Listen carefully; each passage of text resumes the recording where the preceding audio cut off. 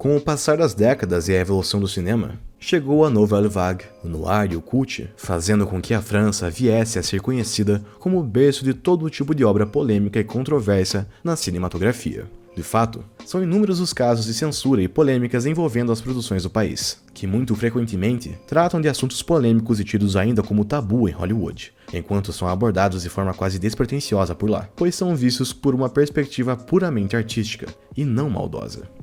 Temas como revolução, sexo desprotegido, estupro, incesto, o uso de drogas pesadas, homossexualidade e uma violência gráfica e assustadora sempre estiveram presentes nessa indústria, principalmente após a década de 50, quando o cinema francês precisou se reinventar para que pudesse continuar competindo com o americano, mas que para isso fosse necessário chocar a sua audiência. Nesse sentido, nomes como Bernardo Bertolucci e, mais recentemente, Gaspar Noé se tornaram bons representantes dessa forma chocante e francesa de fazer cinema, que hoje contam com inúmeros títulos censurados para fora da Europa, e também um número quase inesgotável de polêmicas à frente e atrás das câmeras, como os bastidores de O Último Tango em Paris e a trama de The Dreamers, apenas para citar 2 exemplos.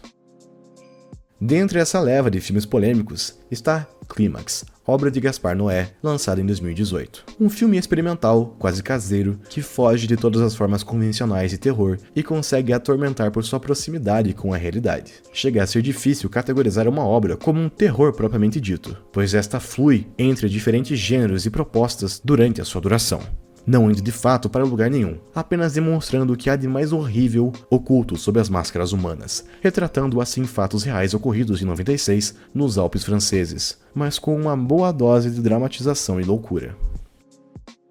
Seguindo uma narrativa propositalmente confusa, desconexa e arrastada em dados momentos, somos apresentados a um grupo de dançarinos escolhidos a dedo por uma exigente coreógrafa de dança contemporânea. Após entrevistar a todos, conhecer as suas falhas e qualidades, e também apresentá-las a nós, o grupo, formado por cerca de 15 coreógrafos, parte para uma escola abandonada nas montanhas francesas para um internato onde ensaiariam intensamente durante alguns dias, parando apenas quando alcançassem a perfeição necessária para a turnê que fariam em breve pelos Estados Unidos. Exaustos, quando finalmente concluem os ensaios, o grupo resolve celebrar uma festa regada a sangria, uma bebida alcoólica que acaba sendo tomada por praticamente todos os integrantes da companhia de dança, até mesmo Emmanuelle, a coreógrafa.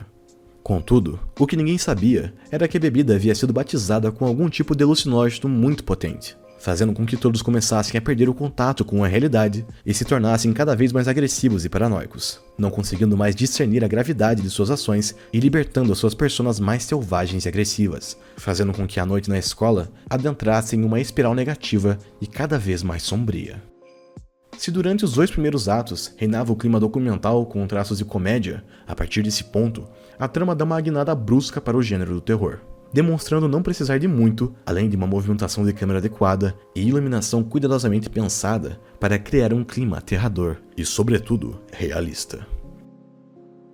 Acompanhando Selva, que também era a dançarina principal do grupo, adentramos a noite que viria a mudar drasticamente a vida de todos esses dançarinos, que sem obstáculos ou camadas para esconder, passaram a demonstrar quem realmente são, já sendo tarde demais para esconder as suas falhas ou para que voltem atrás. A trama não se propõe a mostrar nada além disso, retratando apenas os eventos e as alucinações ocorridas no interior da escola, que vai sendo explorada e tendo sua atmosfera cada vez mais aprofundada conforme o avançar da trama, onde as relações entre os personagens vão sendo exploradas e explicitadas. Um dos pontos interessantes no enredo é que, embora tenha entregado páginas de roteiro para seus atores, esse só tinha as falas referentes ao primeiro e ao segundo ato, fazendo com que todas as cenas após o efeito do alucinógeno fossem improvisadas pelos atores, que tinham liberdade para encaminhar a trama para onde bem entendessem, dando o destino preterido para seus personagens, com apenas algumas e pequenas pontuais correções de Gaspar Noé. Com isso, e levando em conta o fato de que eram atores majoritariamente amadores, fica perceptível o desenrolar mais natural da trama, que conta com uma temática bem juvenil, embora toque em assuntos delicados.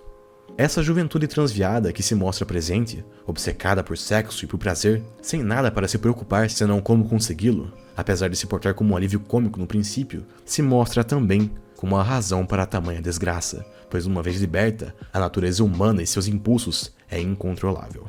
Todos ali, de uma forma ou de outra, buscaram por prazer e pelas realizações de seus objetivos obscuros. Enquanto alguns ousaram verbalizar as suas intenções em voz alta, seja para outros personagens ou para todo o grupo, todos agem tentando esconder os seus verdadeiros desejos, que ainda assim vêm à tona de qualquer jeito. Não existe um debate acerca de quem adulterou a bebida da festa, ficando claro apenas que os dois personagens que foram acusados não eram os responsáveis, mas fica a impressão de que o verdadeiro responsável por tal atitude era na verdade Daniel, que é de longe o mais explícito em demonstrar o quão longe a natureza humana pode ir, e também o quão babaca pode ser.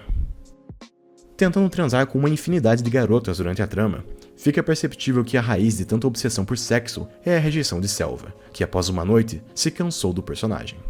Não se importando em manter uma relação abusiva com a personagem, por vezes até mesmo chegando perto de cruzar a barreira da violência, Daniel é a manifestação de uma juventude incontrolada e inconsequente. Um homem com a sexualidade frágil que precisa reafirmar a sua masculinidade constantemente, entrando em conflito com outros personagens apenas para mascarar seus impulsos de homossexualidade, os quais parece sofrer cada vez mais para esconder conforme o alucinógeno se torna mais presente. Da mesma forma, além de uma busca incansável e doentia por sexo, há também a questão da violência abordada na trama.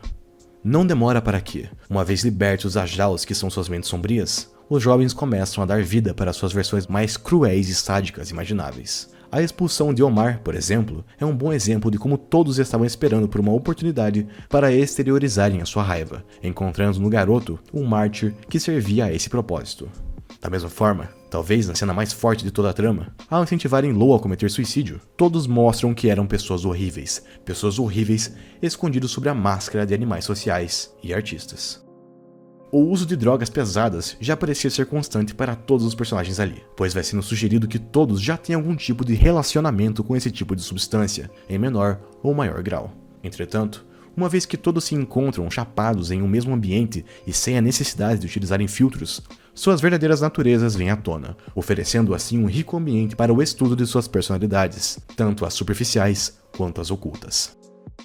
Se no início havia uma máscara de sanidade e polidez, havia também uma contraparte insana e horrível, o mais explícito que cada um deles era capaz de suportar. Além de trazer à tona os impulsos mais sombrios, os efeitos narcóticos também eram valiosos em trazer à tona as lutas que cada um deles gostaria de esconder, mas precisavam lidar. Gazelle estava enfim disposta a lutar contra o controle incestuoso de seu irmão mais velho. Riley queria enfim definir a sua relação com Psyche. E por fim, Emmanuelle, que vinha batalhando para conciliar os ensaios da companhia e sua maternidade, enfim se defronta com a crença de não acreditar ser uma boa mãe para Tico. É sugerido implicitamente que a gravidez de Emmanuelle fora responsável por fazer com que ela deixasse de dançar e passasse a atuar apenas como coreógrafa, coordenando as apresentações. Uma posição que até agradava, mas não inteiramente. Envolver seu filho de forma tão pessoal no dia a dia da companhia de dança, apesar de tentar se convencer de que era uma ação positiva para o desenvolvimento do menino, era percebido como algo nocivo por todos lá, com comentários sendo feitos às costas da personagem. Precisava pedir que o garoto verbalizasse que ela era uma boa mãe, mesmo que nem mesmo ela acreditasse em tal afirmação. Uma vez drogada e sem conseguir lidar com a responsabilidade da maternidade, Emmanuelle se desespera e passa a tomar atitudes cada vez mais questionáveis, como a de trancar Tico na sala de máquinas da escola, ato que ocasionaria na morte do garoto por eletrocução. Incapaz de lidar com a culpa, a personagem acaba cometendo suicídio, sendo um reflexo da falta de estabilidade emocional e que o uso de tais substâncias pode causar. Clímax não defende ou condena o uso de qualquer droga, apenas mostra a realidade como ela é. Uma vez libertos, os seres humanos podem surpreender no que de tão ruim podem mostrar. Impulsos sexuais, agressivos, psicóticos, neuróticos ou de crise emocional, não há nada melhor para mostrar quem somos do que drogas eufóricas, que nos permitem perder os medos e as amarras psicológicas. A baixa iluminação, a câmera em primeira pessoa e as atitudes cada vez mais questionáveis dos personagens contribuem, mas no fim, Clímax mostra que o que há de mais sombrio em sua trama não são tais artifícios, mas sim a violência, a sexualidade e a instabilidade intrínseca à natureza humana.